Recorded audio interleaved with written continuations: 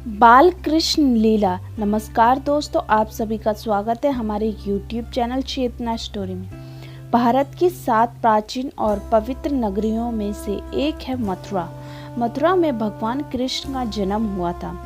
किसी ने कृष्ण के मामा कंस को बताया कि वासुदेव और देवकी की संतान ही उनकी मृत्यु का कारण होगी। उसने वासुदेव और देवकी दोनों को जेल में बंद कर दिया। कंस दोनों की संतानों से उत्पन्न होते ही मार देता था।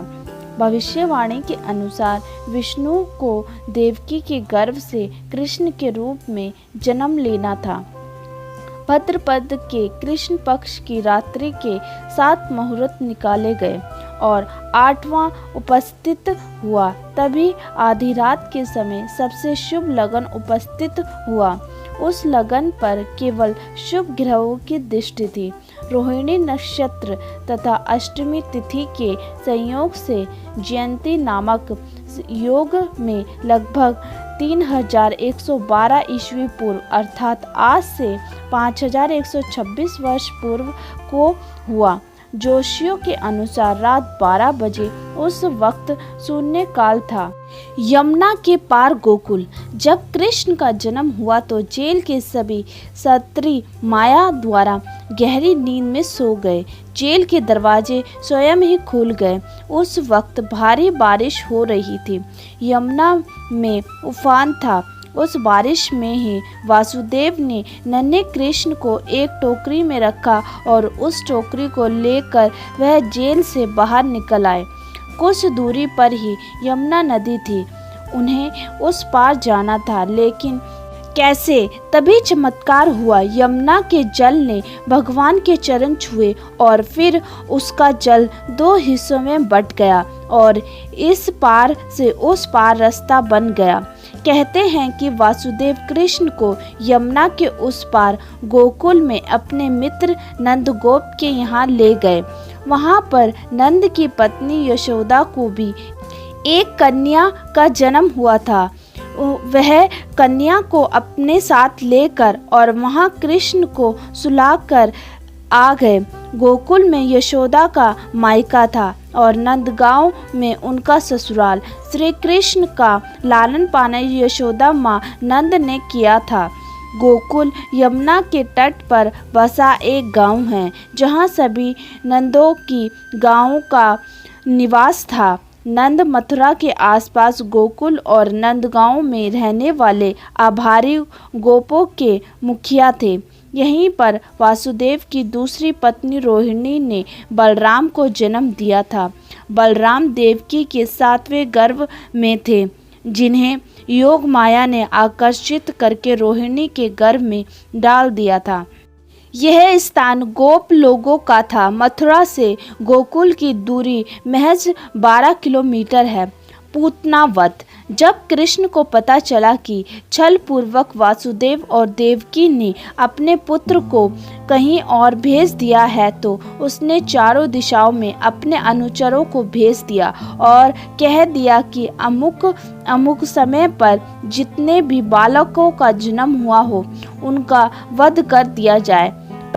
पहली बार में ही कंस के अनुचरों को पता लग गया कि हो ना हो वह बालक यमुना के उस पार ही छोड़ा गया है। बाल्यकाल में ही श्री कृष्ण ने अपने मामा के द्वारा भेजे गए अनेक राक्षसों को मार डाला और उनके सभी कुप्रयोगों को विफल कर दिया। सबसे पहले उन्होंने पूतना को मारा। पूतना को उन्होंने नंद बाबा के घर से कुछ दूरी पर ही मारा। नंदगांव में कंस का आतंक बढ़ने लगा तो नंद बाबा ने वहां से पलायन कर दिया। पलायन करने के और भी कारण रह गए। वृंदावन में आगमन। इसके बाद तीसरी कहानी है। नंदगांव में कंस के खतरे के चलते ही नंद बाबा दोनों भाइयों को वहां से दूर गांव वृंदावन लेकर चले गए। वृंदावन कृष्णा की लीलाओं का प्रमुख स्थान है। वृंदावन मथुरा से 14 किलोमीटर दूर है। श्रीमद् भागवत और विष्णु पुराण के अनुसार कंस के अत्याचारों से बचने के लिए नंद जी कुटी बुनिया और सजातियों के साथ नंदगांव से वृंदावन में आकर बस गए थे। विष्णु पुराण में वृंदावन में कृष्णा की लीलाओं का वर्णन भी है। यहाँ श्री कृष्ण ने कालिया का दमन किया था, यानी उनको मारा था। कालिया और धानुकी का वध श्री कृष्ण के कुछ बड़ा होने के बाद यह उन्होंने कदम वन में बलराम के साथ मिलकर कालिया नाग का वध किया था। फिर इसी प्रकार वहीं ताल वन में दैत्य जाति का धानुकी नाम का अत्याचारी व्यक्ति रहता था, जिसका बलदेव ने वध कर डाला। दोनों घटनाओं से श्री कृष्ण और बलदेव की ख्यालियत दूर दूर तक फैल गई। इसके अलावा और यह पर उन्होंने यमला अर्जुन, संकटासुर वध, प्रबल वध और आस्टेंड वध किया था।